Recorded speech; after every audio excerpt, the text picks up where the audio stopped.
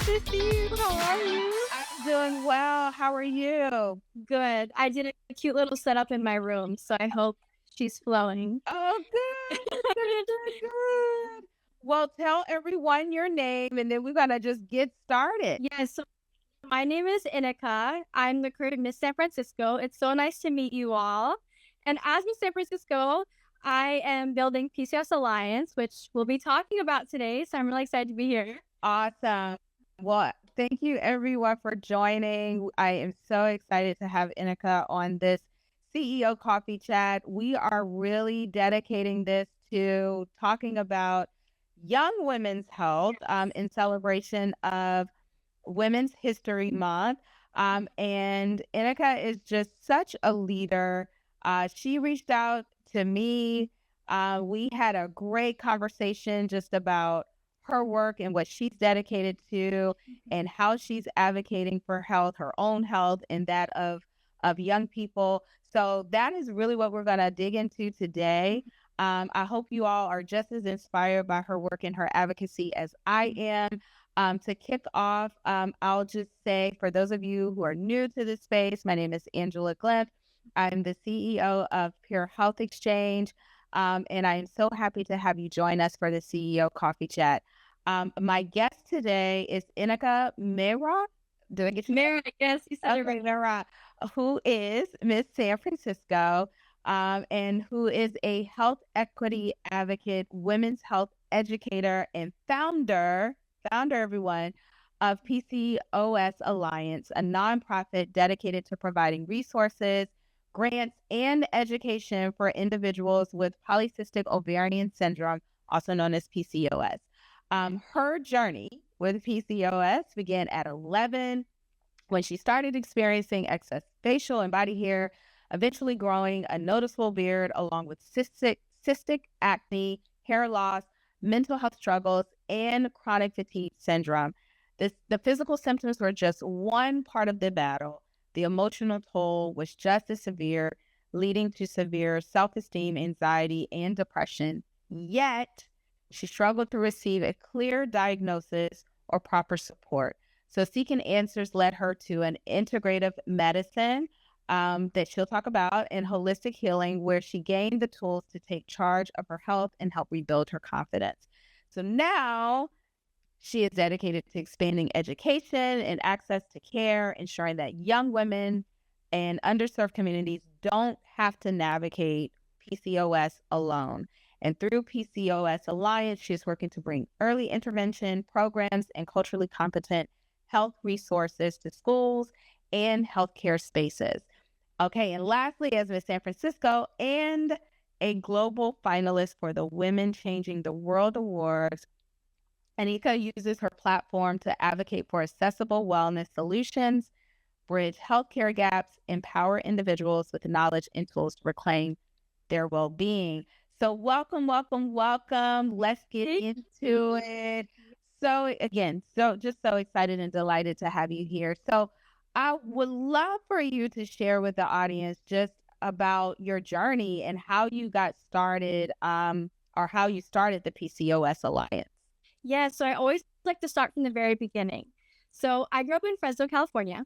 I was the only in my grade and one of the only Indians in my entire school. And I also played a lot of sports. So I had a lot darker skin than the other students around me. And I just remember feeling very unattractive. I felt like nobody liked me. I felt very out of place. And I also hit puberty very early. So by age 9 or 10, I started having my periods. And I noticed two things. I started to put on a lot of weight Mhm. and I started having excess hair in places that you normally would not. It was not to the level that it got yet, but it was still there. So I'd gone to the doctor and she said, you're going to have to lose this weight if you want to make complications. So I did seven sports. And I thought, yes, I'm going to be okay. She said, you should be fine from now on. Fast forward, and I say this with just as much shock as I felt when it happened. I turned 11 and I grew a full beard, and all of the body was significantly extremely thick. And there was probably not a single morsel of body without this type of. And I had grease stubble, so it went all the way down my neck, Oh, wow. all the way here. And it was coarse and it stubble. And this I classify as early signs of polycystic ovarian syndrome.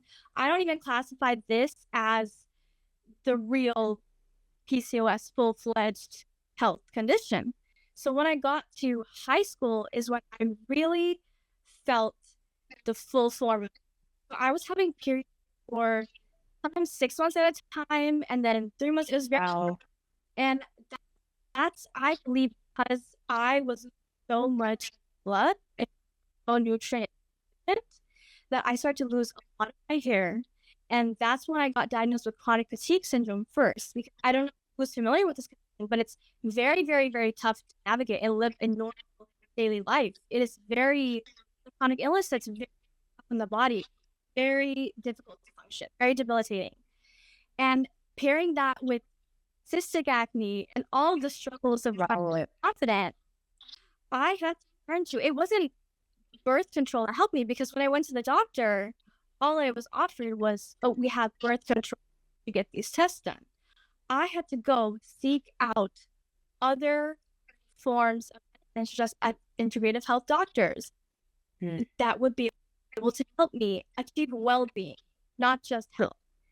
And having access to laser when I got older, these are all out of pocket costs. This is not a cost that anyone can pay for. It is expensive. So one of my main missions with PCOS Alliance is to provide these resources for the young girls and women out there I know exist who would never have the awareness or the resources to be able to seek these doctors out. That is amazing that you basically took your story, your journey, your challenges with your specific health challenge and really found fuel in not only helping yourself, but helping others. That is just so incredible.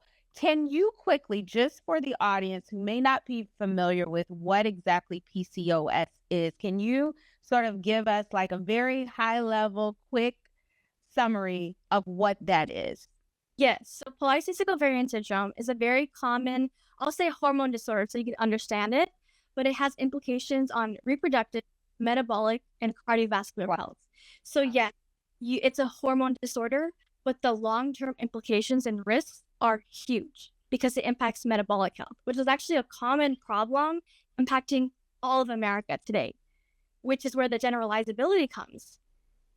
Wow. Wow. Thank you for sharing that and just sharing that knowledge.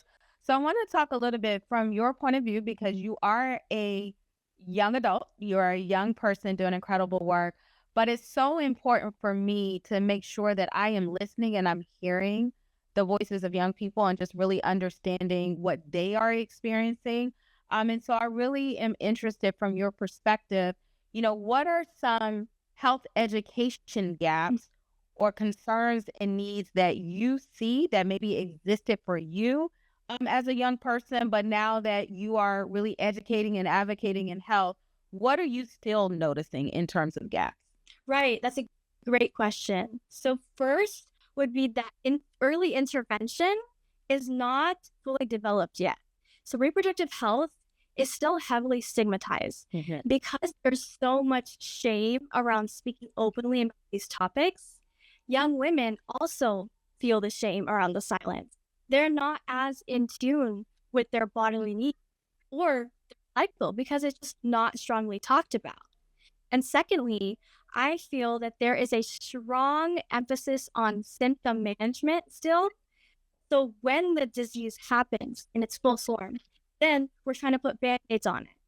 But what if we could dial it back to the beginning stages and identify the early signs before it became?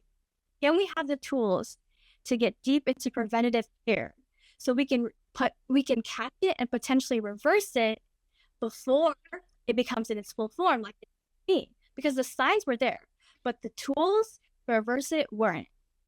That is amazing. And I'm so glad that you called out stigma Mhm. as a barrier to educating ourselves and sometimes taking those steps towards getting care because it's so real. We hear and we see it a lot in our work at Peer Health Exchange.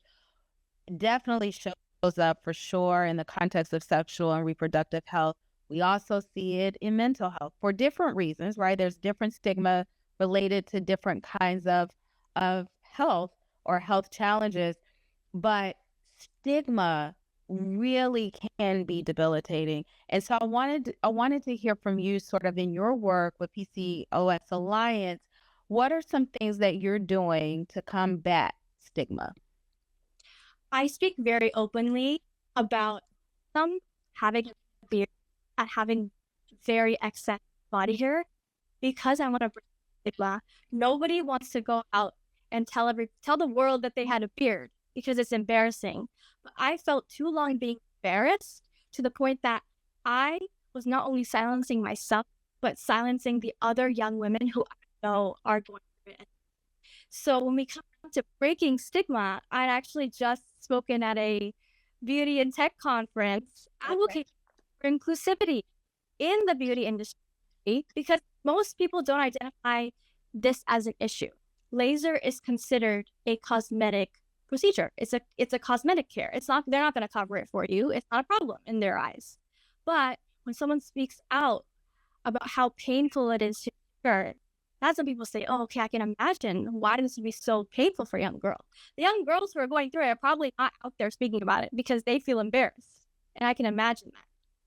You know what? I am so just delighted to hear from you because you are using your voice and your platform as Miss San Francisco in such a powerful way.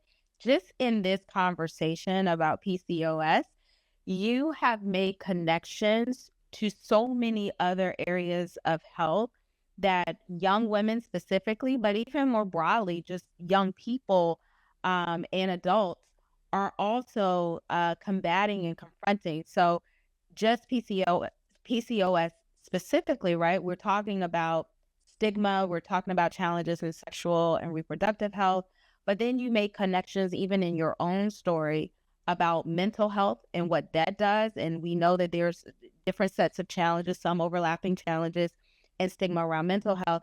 And now you're even shining a light on sort of like body image, the body image pieces that comes with, right, PCOS that again, this is a topic that really young women, young men, older women, hello, Yeah. older men, older people, Mhm. right, our aging adults, right, are confronted with. So what you're doing and what you're talking about, although it really comes from your own personal story and your own specific health journey, it has so much power to just expand and generalize to so many other areas of health and to so many other people. So I really wanted to say kudos and just continue to talk and continue to uplift because again, what you're highlighting is just so important and just so relevant to a lot of aspects of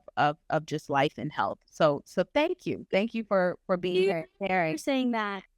And I'm so happy that you brought that up because the biggest factor for me is not about PCOS specifically. Yes, it's about PCOS, but it's about what PCOS has taught me. I have learned valuable skills that I'm so excited to share with others on how to build confidence, how to build self esteem, how to create your own life. Because what I noticed when I was struggling is not only resolved can exacerbate that PCOS, also how you can attract the same kinds of negative situations and people into your life having low self-worth. And I struggled for a very long time facing the same situation over and over and over again to the point where I felt I'm so done. I don't know how to change this. But it's through those difficult times that I learned and I gained the knowledge and the tools to change it around. And I've created a whole new life that is for everyone. These tools are for Yes, absolutely. Well, you just spoke about confidence. And so one of the questions that we got from young people is just about that. Like, what are some ways youth can build confidence? yes. So I used to think that confidence was innate. You either have it or you don't have it. What I've actually realized is that confidence is a skill set and it comes from doing hard things and making yourself uncomfortable. So I've put it down into confidence is like a cake with four ingredients. So the first one is self awareness, it's identifying and recognizing what is hurting my confidence the most. For me, it was the facial hair and it was the cystic acne. And it is taking persistent steps to trying to resolve it. And I struggled to resolve it as well. I went through many hurdles for years trying to figure out how I can obtain what I felt would give me more confidence. And when you fight and persist for it, it's going to happen for you eventually. So that's the first step. Second step is putting in the effort. I can't tell you how many times I did not want to get out of bed because I was mentally depressed. I wanted to give up. I did not feel like my life was worth living. But getting up, even when you're uncomfortable, even when you feel like you're being kicked by life and putting in that effort, I promise you, effort will always pay off and it'll be more rewarding when it does. And third is you have to master your mindset. 95% of who we are is unconscious programming, unconscious thoughts, unconscious behaviors. And we are ruled by a subconscious mind. So when we learn how to rewire our subconscious and use it in a way that supports our confidence, oh my gosh, your reality will change in front of you. So will your confidence. And the last one is taking action. If you stay in your comfort zone and you never do difficult things, and I don't mean any type of action, I mean consistent action with grit and perseverance, and you overcome difficult challenges and you push through, that's unshakable confidence to me. Thank you for that. It's like making a cake. Oh my goodness. See, this is why I hang around young people because they are so wise beyond their years. You said some important things, but the biggest takeaway, and it really is how I also think about my life as well, and sort of, I'm on a continuous growth journey as well. Like some of these things can just be taught. Like they're like skills. They can be built, they can be developed. And I think hearing from you, Miss San Francisco, I'm sure people are thinking like, oh my gosh, like you have to have amazing confidence to be able to do something like that or to compete or to take on that platform. And so she must just have it all. She must have been born this way. But to hear you say, actually, no. And actually, I want you to share your story about even competing for Miss San Francisco, because when you told me this, I was also inspired. This wasn't something that was necessarily on your radar. Did I get that correctly? It was not. Yes.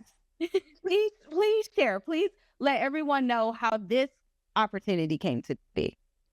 So I always say that it found me in a very interesting way that triggered me. I think triggers are great because they identify within you your untapped potential.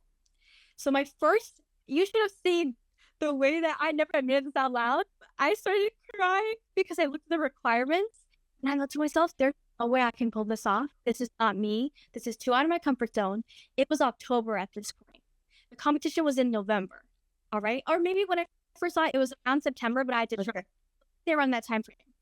And I can't tell you how anxious, how nervous, and how fearful I was that I was going to put my all into this for something new and I was going to fail. Because I had attempted to be in leadership roles, put myself out there and really develop these skills. And I was confronted with challenge after challenge because I was not confident. Because I was not confident. I told you before, I attracted many situations that were very difficult. And it was valid why I wasn't confident. But I had to overcome that hurdle. Sure. How am I presenting myself? How am I carrying myself? And the only way is through it. And the confidence that I have today only came through pushing all of those fears, all of that anxiety, everything I've felt, and looking back and saying, wow, I was able to do it. That gave me confidence. Not running away from it and being in my shell and saying I'm not going to do this because I'm scared. That's amazing. So my takeaway is that your story, your health journey gave you purpose, right? And then this experience gave you confidence. And now you have this platform to really amplify, knowledge around PCOS specifically, but you're also empowering so many young people, so many people in general, right? To really advocate for their health, to get knowledgeable about certain aspects of their sexual reproductive health in ways that they probably wouldn't have thought of or even have access to. So kudos to you. So as we're getting close to time, there's another question that is on young people's minds. And I know this to be true too from the young people that we work with at Peer Health Exchange. A lot of them are fired up about different aspects of health or health equity, and they are interested in becoming advocates. So for those young people out there who are interested in advocacy, can you share from your experience ways they can mobilize? Yes. So my first number one tip is to leverage the school community that you are within. I have yet to see a polycystic ovarian syndrome or endometriosis club.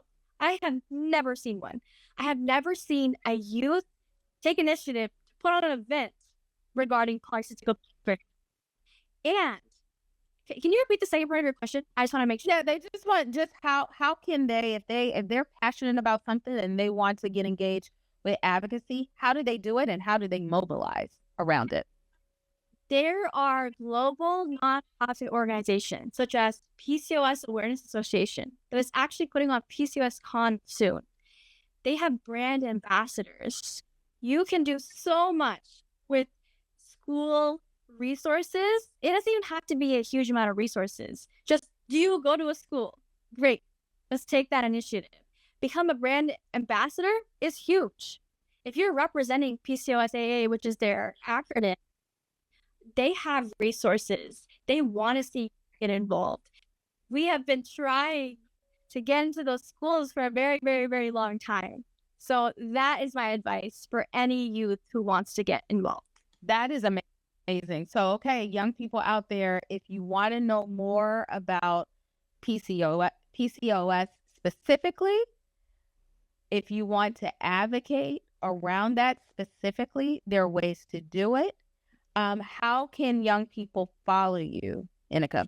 How can they get in touch with you? You can follow me at my Miss San Francisco page, just Miss San Francisco _California.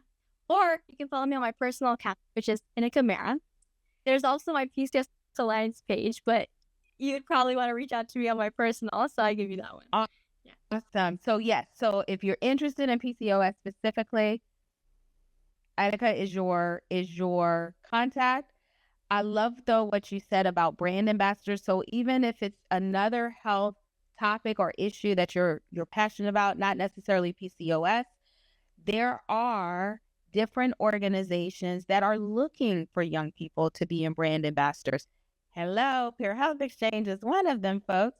So you can look up how you can become a brand ambassador for Peer Health Exchange, www.peerhealthexchange.org.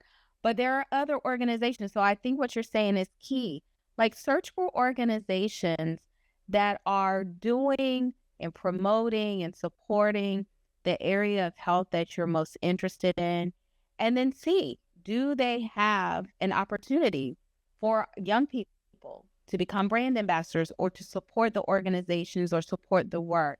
And that is how you can get started. And then the other thing is right in your school and in your community. So you don't even have to go far. I think that's the other nugget that you're leaving us with, right? Like you can just start. You can just ask. And the thing about it is when you talk about your work or your story or your passions, just talking about it, you never know who you might encounter who is interested in or willing to help you or thought partner with you or just be, a support to you. So that's the other thing that I will encourage. I keep telling myself in my big old adult age to don't hesitate to do that because you never know who you're going to be in community with, who will actually support you or point you to resources or to people that can support your advocacy. So that some powerful advice that you have. Lastly, as we close and we wrap up, what is it that you want to share with the audience? It could be anything. Yeah, it could be anything. I want to share that with anything you do in life, where there's a will, there's a way. And I want you to feel the fear and persevere and do it anyway. And that you can transform and change any situation, any insecurity, any obstacle into a source of inspiration, purpose, and certainty. And I promise you, you can create magic. That's what I want you to know. Creative magic. That's what we're gonna do, folks. We're gonna create magic. We're gonna get confident. We're gonna get empowered. We're gonna get educated too, right? About health and about our bodies.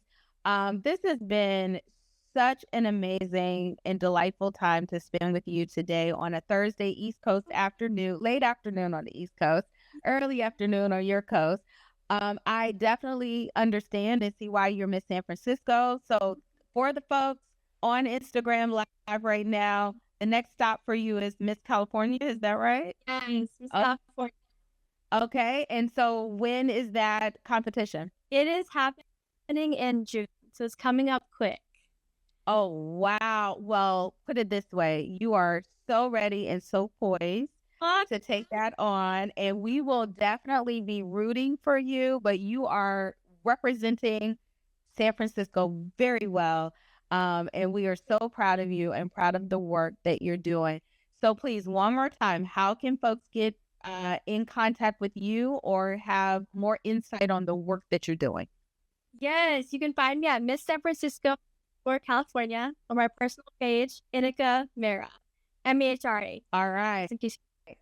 But thank you Okay. so much for having me. I adore you. It is my here today. Thank you so much. And you just dropped some jewels that I needed to have here and speak on and stand on today. So I appreciate you. Thank you so much. I know we'll be in touch soon. Yeah. Good luck good luck with everything that you have going on and what you're doing. You too. Thank you so much. All right. Take care. You too. And bye, folks.